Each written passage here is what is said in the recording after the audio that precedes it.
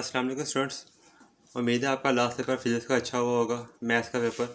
तो मैं कुछ प्रॉब्लम की वजह से उस पर वीडियो नहीं बना सका।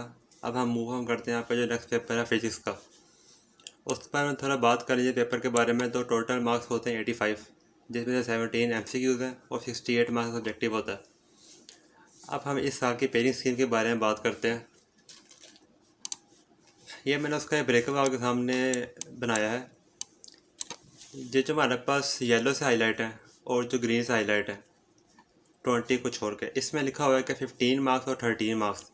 येलो वाले और ग्रीन वालों की इंपॉर्टेंस सेम है, क्योंकि आपको पता है कि लॉन्ग क्वेश्चन हमारे पास एक होता है 8 मार्क्स का, जिसमें से 5 मार्क्स की अगर थ्योरी हो तो हमारे पास उसके मार्क्स होते हैं 5, और 3 मार्क्स का न्यूमेरिकल होता है। तो इस तरह टोटल 8 मार्क्स का एक लॉन्ग क्वेश्चन हो जाएगा। अब मैंने लिखा है कि एक लॉन्ग क्वेश्चन आया चैप्टर 12 से, यहाँ मैंने उसके 5 मार्क्स इस बेस पे लगाए हैं कि यहाँ से थ्योरेटिकल क्वेश्चन आया, तो यानी अगर ए पार्ट चैप्टर 12 से आया तो वो 5 मार्क्स का होगा, तो उस बेस पे 15 मार्क्स लिखे हैं। लेकिन सपोज अगर चैप्टर 12 से न्यूमेरिकल आ जाता है तो हमारे पास ये मार्क्स 13 हो जाएंगे। इसी तरह चैप्टर 14 और 21 ये भी इस बेस पे 15 लगे हैं कि अगर यहाँ से थ्योरेटिकल क्वेश्चन आया तो, लेकिन अगर यहाँ से न्यूमेरिकल आ गया तो फिर ये 13 मार्क्स हो जाएंगे। इसी तरह चैप्टर 15, 16 और 18 यहाँ 13 मार्क्स लगे हैं इस एजम्पशन पे कि अगर यहाँ से न्यूमेरिकल आया, लेकिन अगर यहाँ से हमारे पास थ्योरेटिकल क्वेश्चन आ गया तो इसके मार्क्स 15 हो जाएंगे। तो इसी तरह हमारे पास ये तकरीबन कुछ 6 चैप्टर बनते हैं जिसमें जिनकी ज़्यादा इंपॉर्टेंस है। इन 6 चैप्टर में से 16 को अगर हम निकाल दें 16 को अगर हम निकाल दें तो हमारे पास बाकी सब चैप्टर से 4 शॉर्ट क्वेश्चन आ रहे हैं, और हमारे पास इन सब में से 2 MCQs आ रहे हैं और एक लॉन्ग क्वेश्चन। तो अगर हम ये लॉन्ग क्वेश्चन की बेस निकाल दें, यानी 5 मार्क्स का आएगा या 3 मार्क्स का आएगा, तो मिनिमम 3 मार्क्स का तो आ रहा है। अगर थ्योरेटिकल भी आएगा तो मिनिमम 3 मार्क्स का तो है। तो हम अज्यूम कर लेते हैं कि 12, 14, 15 और 21 इन 4 चैप्टर्स में से मिनिमम हमारे पास 15 मिला के ये टोटल 4 चैप्टर्स, इनमें से मिनिमम हमारे पास 13 मार्क्स के क्वेश्चन आ रहे हैं। तो ये 4 चैप्टर को ज़्यादा इंपॉर्टेंस दी जाए। इसके अलावा हमारे पास जो चैप्टर्स 17, 13, 19, 20 इनकी वेटेज थोड़ी कम है बाकियों की निस्बत, लेकिन इन्हें आपने छोड़ना नहीं है। आप जब रिवीजन करने लगे तो प्रायोरिटी आप रखें चैप्टर 12, 14, 15, 16 और 21 को। इनको पहले रिवाइज कर लें, उसके बाद बाकी चैप्टर्स पे आएँ, क्योंकि इनकी ज़्यादा इंपॉर्टेंस है। तो इसी तरह अगर हम लॉन्ग क्वेश्चन की बात कर लीजिए कि लॉन्ग क्वेश्चन कौन कौन से आ रहे हैं, तो हमारे पास जो आपको पता है कि टोटल 9 क्वेश्चन आते हैं पेपर में, जिसमें से हमारे पास फर्स्ट क्वेश्चन तो MCQs का होता है, सेकंड, थर्ड और फोर्थ ये हमारे पास शॉर्ट क्वेश्चन के पार्ट्स हैं। बाकी हमारे पास 5 लॉन्ग क्वेश्चन होते हैं, जिसमें से हमने 3 अटैम्प्ट करने होते हैं। इन 5 का ब्रेकअप है। चैप्टर क्वेश्चन 5 आ रहा है चैप्टर 12, 13 से। अब वही मैंने आपके सामने बात की, चैप्टर 12 से यहाँ पे 15 मार्क्स का लिखा है और 13 से 10 मार्क्स का। अगर तुम्हारे पास ये स्पेस पे लगे हैं कि अगर यहाँ से थ्योरेटिकल आया और यहाँ से न्यूमेरिकल आया तो 15 का यहाँ से 10 का यहाँ से बनेगा, लेकिन सपोज रिवर्स हो जाता है, क्योंकि आपको पता है कि ये कंफर्म नहीं है कि 12 से लॉन्ग क्वेश्चन थ्योरेटिकल पार्ट आएगा या न्यूमेरिकल, सिर्फ पेरिंग स्कीम कंफर्म होती है। तो इसलिए हम ना पेरिंग स्कीम जब भी तैयार करते हैं तो जिस तरह अगर हम चैप्टर क्वेश्चन 5 तैयार कर रहे हैं तो इसके लिए जब हम ये दोनों चैप्टर्स तैयार करेंगे तो हम ये दोनों चैप्टर्स थ्योरेटिकल भी और न्यूमेरिकल दोनों तरह से प्रिपेयर करते हैं, क्योंकि चांस कोई भी हो सकता है, किसी से कुछ भी आ सकता है। तो अगर बात हो रही थी कि अगर यहाँ से हमारे पास फर्स्ट पार्ट 12 चैप्टर में से यानी ए पार्ट थ्योरेटिकल 12 से ना आए 13 से आ जाए, तो फिर इसकी वेटेज हमारे पास 13 हो जाएगी, और इसकी वेटेज हमारे पास इसकी भी 13 हो जाएगी, क्योंकि यहाँ से भी थ्योरेटिकल आ जाएगा, न्यूमेरिकल आ जाएगा, यहाँ थ्योरेटिकल आ जाएगा। इसी तरह आगे क्वेश्चंस बाकी हैं 14 से 15 मार्क्स का आ रहा है, 15 में से 13 मार्क्स का आ रहा है।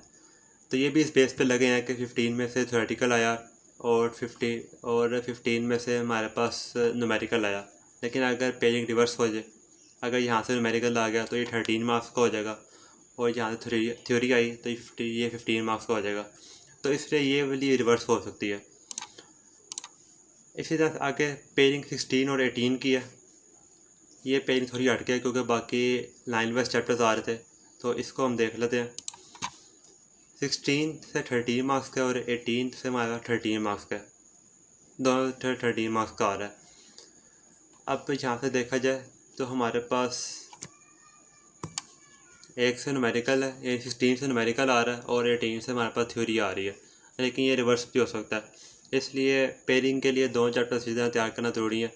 बाकी भी इस तरह 17 और 19, 20 और 21, 5 में से आपने 3 चैप्टर्स करने होते हैं। तो अगर आप हम यहाँ पे कंक्लूजन निकालें तो देखा जाए तो हमारे पास चैप्टर 12, 14 और ये 21, 15 ये ज़्यादा इम्पोर्टेंट है, क्योंकि इनमें से शॉर्ट क्वेश्चन भी 4 आ रहे हैं और MCQ भी 2 आ रहे हैं। तो अगर हम लॉन्ग क्वेश्चन निकाल के बात कर ली जाए तो इन 4 चैप्टर्स में से टोटल 10 मार्क्स का पेपर आ रहा है, यानी 40 मार्क्स तो ये आपके इन 4 चैप्टर्स के हो गए। अब आगे लॉन्ग क्वेश्चन अगर हम मिला लें तो हमारे पास पहले 4 चैप्टर हैं, 12, 13, ये तो आपने पेयरिंग यहाँ से भी कर ली। 12, 13 आपका ये लॉन्ग क्वेश्चन हो जाएगा। उसके बाद 14, 15 की हमने बात की, उससे भी लॉन्ग क्वेश्चन आ रहा है। लास्ट में हमारे पास 21 एक हमने बात की इंपॉर्टेंट है, 7-20 की पेयरिंग है, 20 से कम मार्क्स का आ रहा है। तो यानी अगर आप ये अगर आप ये वाली पेयरिंग कर लेते हैं, अगर आप क्वेश्चन तैयार कर लेते हैं, अगर आप ये 4 चैप्टर्स तैयार कर लेते हैं तो इससे आपका क्या होगा, आपके मैक्सिमम शॉर्ट क्वेश्चंस भी कवर हो जाएंगे, MCQ भी मैक्सिमम कवर हो जाएंगे। यानी आपके 8 MCQs कवर हो गए आउट ऑफ 6, कितने मार्क्स के MCQs हमारे हो गए, 17 मार्क्स है। यानी 17 में से 8 मार्क्स से आपके MCQ यहीं से कवर हो जाएंगे, बाकी आपके पास 9 बच जाएंगे। और हमारे पास शॉर्ट क्वेश्चन आपने जो अटैम्प्ट करने होते हैं उसमें से 16 तो यहीं से हमारे पास हो जाएंगे जो स्ट्रेट फॉरवर्ड है। तो इसलिए ये 4 चैप्टर को ज़्यादा इंपॉर्टेंस दीजिए। यानी जब ये आप तैयारी करें तो ये मेरी सजेशन थी कि आप ये वाला चैप्टर, ये वाला क्वेश्चन और ये वाले क्वेश्चन कर लें, यानी ये 6 चैप्टर्स कर लें। बाकी कुछ स्टूडेंट्स जिसका ज़्यादातर स्टूडेंट्स के लास्ट चैप्टर इतने अच्छे नहीं तैयारी होती, तो वो जैसे होगी उनकी अपनी चॉइस है, उनकी अपनी चॉइस है कि वो जैसे मर्ज़ी तैयारी करें। लेकिन मिनिमम तो ये है कि आप ये जो पहले 2 क्वेश्चंस हैं ये इन्हीं चैप्टर से करें, क्योंकि ये इंपॉर्टेंट है। अगर आप ये 4 चैप्टर भी कर लेते हैं तो आपके पासिंग मार्क्स कन्फर्म है। उसके अलावा MCQs के लिए सेम टिप जो मैं आपको हर बार देता हूँ, पास पेपर्स के MCQs अक्सर रिपीट होते हैं। और फिज़िक्स में हमारे पास सब्जेक्टिव आपकी बुक के एंड पे सब्जेक्टिव लिखी है, ऑब्जेक्टिव लिखी है, उसमें से रिपीट होते रहते हैं, तो उन्हें भी अच्छी तरह तैयार करें। और उसके अलावा पास पेपर्स को ज़रूर एक बार देखें, उसमें से ना सिर्फ MCQs बल्कि शॉर्ट क्वेश्चन भी कुछ रिपीट होते रहते हैं। तो MCQs तो आपने करने ही पास पेपर से है, और अपनी पूरी तैयारी करने के बाद आप एक बार पास पेपर्स MCQ शॉर्ट क्वेश्चन और लॉन्ग क्वेश्चन के लिए भी देख लें। आपको पता चल जाए कि पास्ट में क्या ट्रेंड चल रहा है, कि किस तरह एग्जामिनर क्वेश्चंस बनाता है। कभी examiner straight forward question book से बना रहता है, लेकिन कभी कॉन्सेप्चुअल क्वेश्चन बनाता है, क्योंकि जिस क्वेश्चन जिस स्टूडेंट का अगर कॉन्सेप्ट वीक हो तो वो फिर वहाँ फंस जाता है।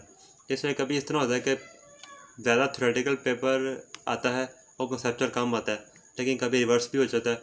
तो फिर जिस स्टूडेंट्स का कॉन्सेप्ट स्ट्रॉन्ग होता है वो फिर मार्क्स ले जाते हैं। इसलिए आपने पास में ये चीज़ ज़रूर देखनी है कि किस तरह का ट्रेंड चल रहा है। तो आपको best of luck next paper के लिए। कोई भी आपका इसमें से क्वेश्चन हो तो आप मुझे कमेंट करके पूछ सकते हैं। तो मिलेंगे नेक्स्ट वीडियो में, तब तक के लिए अल्लाह हाफिज़।